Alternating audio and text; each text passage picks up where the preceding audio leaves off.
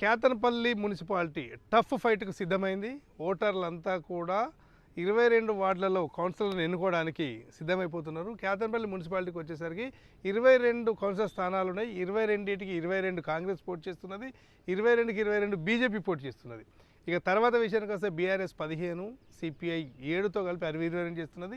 వీటితో పాటు ప్రధానంగా ఈసారి Janasena, BSP, all India forward బ్లాక్తో పాటు సిపిఎం అభ్యర్థులు 2 ఉన్నారు. వీరితో పాటు ఇంకా ఇండిపెండెంట్స్ కూడా చాలామంది ఉన్నారు. ఏదేమైనా కూడా ఈసారి చాలా రసవత్తరంగా జరిగే అవకాశాలు ఉన్నాయి.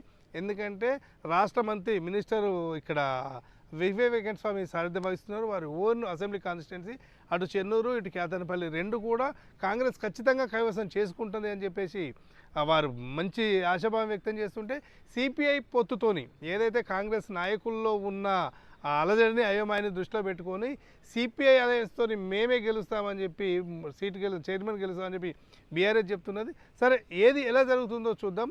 22 మున్సిపల్ స్థానాలలో ప్రజలందరూ కూడా ఓటింగ్ చేయడానికి సిద్ధంగా ఉన్నారు. ఇవాళ నిన్నటి వరకు జరిగిన ఈ విత్డ్రాలు అన్నీ అయిపోతే ప్రచారం మొదలైంది. అన్ని కాలనీలలో రామకృష్ణపూర్లో ఈరోజు మనం చూస్తే అన్ని కాలనీలలో ఇంటింటి ప్రచారం అయితే నిర్వహిస్తున్నారు. చూస్తూనే ఉండి ఎప్పటికప్పుడు డిఎస్పీ మీడియా ద్వారా అప్డేట్ అందిస్తూ ఉంటాం.